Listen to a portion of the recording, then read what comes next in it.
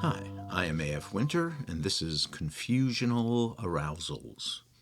Now that I have a totally established podcast, I have released at least 8 previous episodes and have a listenership of about the same number of people, many of you have asked, "Hey, AF, where did you get your idea for this podcast?"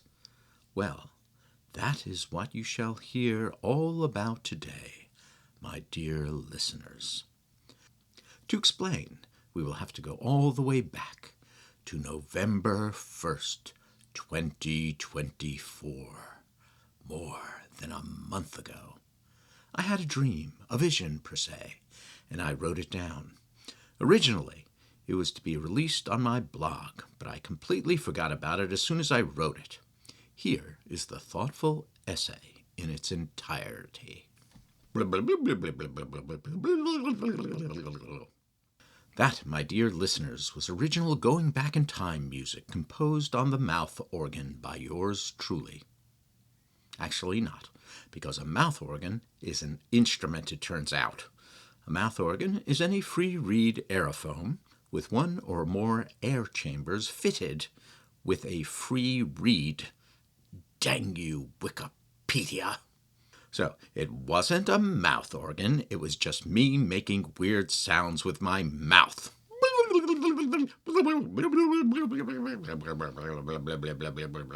The day is November 1st, 2024. I woke up at 4 a.m. when I heard 2 loud knocks on my bedroom window. After cautiously peeking out the offending glass, I looked around my house, checking if all my doors were locked, and peered out several more windows into the darkness. Nothing. That didn't curtail my anxiety, and it took me a long time to fall back asleep after returning to my bed, thinking about which direction I should face, to my non-existent attacker or to the door, and escape. In the morning, I looked around the outside of my house, searching for the signs of my midnight lurker. No signs were visible. I came to the conclusion that it must have been a dream. But what could it mean? 2 distinct knocks on my window in the middle of the night. It turns out that 2 knocks means 2 souls coming together. Soon I will find my true love after years of loneliness. Picture E.A. Poe, sitting on a dark, windswept shore by the sepulchre of his beloved Annabel Lee, when suddenly the coffin cracks open and a Las Vegas showgirl pops out high-kicking and singing "Happy Birthday, Mr. President." That's how I imagined it. But is it really that simple? A couple of imagined knocks in the night, and my soulmate, covered in vanilla frosting, appears? Could there be other possibilities? What if there was a medical condition which could explain all this and bring light to this great scientific mystery? I search for being awakened by loud imagined noises. Unfortunately, there is a medically accepted explanation. Exploding Head Syndrome, or EHS, a rare sleep disorder that causes people to hear loud noises or explosions in their head during the transition between sleep and wakefulness. So, it seems like my life can go in 2 opposite directions. Either my soulmate will walk into my life, or my head will explode. No wonder people hate science. Now, back to the present.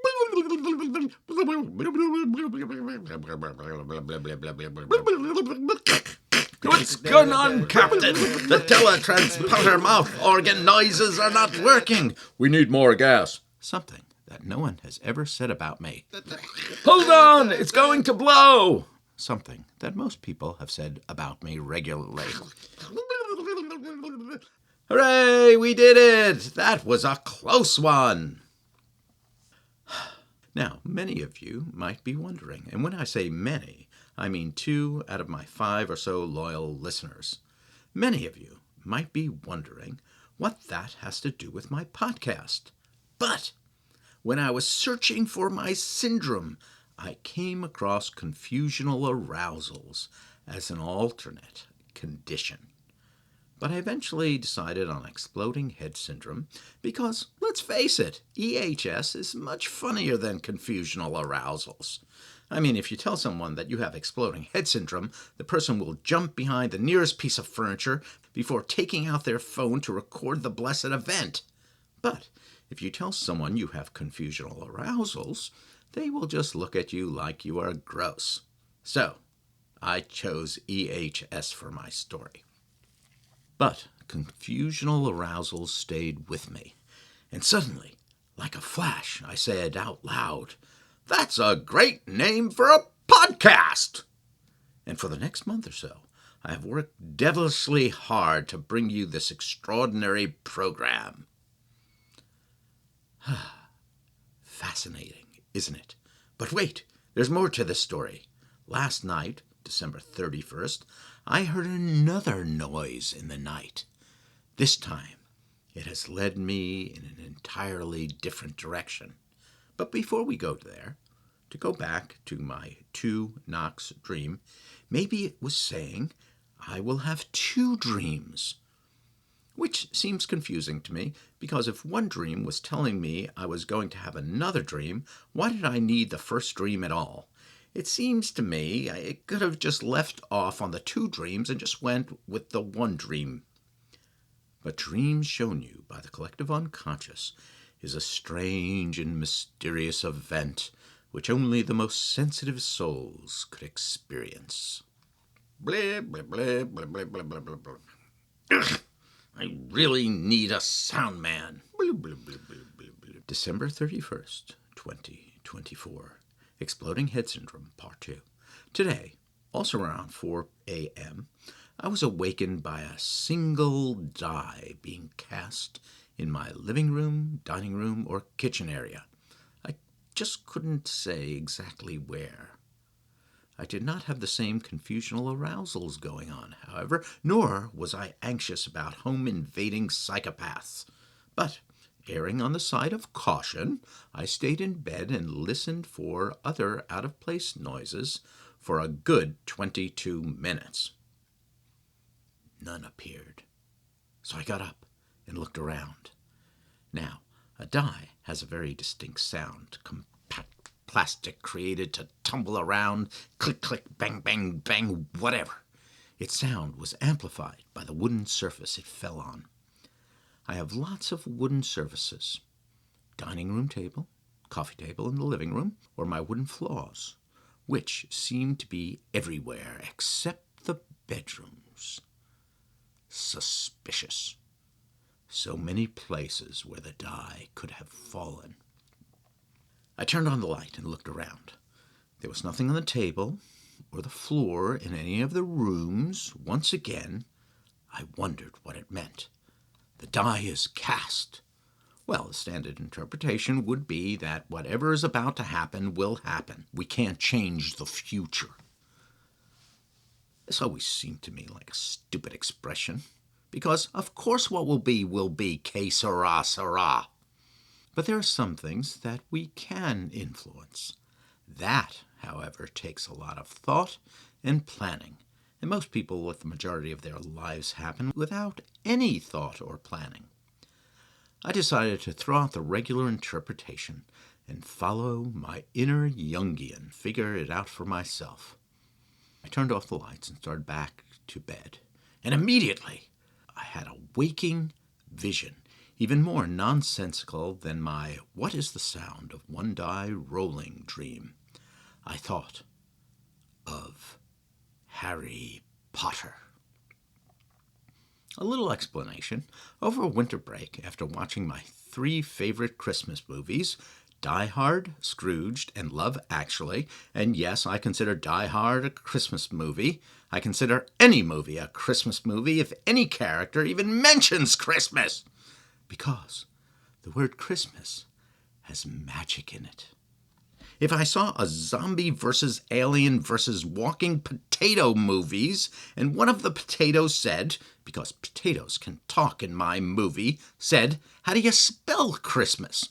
I would consider that a Christmas movie, potentially knocking Scrooged out of the top 3.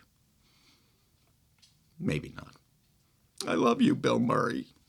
Anyway, I was done with my Christmas movies and I started watching the entire Harry Potter series. The day before my vision, I finished Prisoner of Azkaban. Not my favorite Christmas movie, but oh well. Back to my dream interpretation. Harry Potter is in an airport terminal.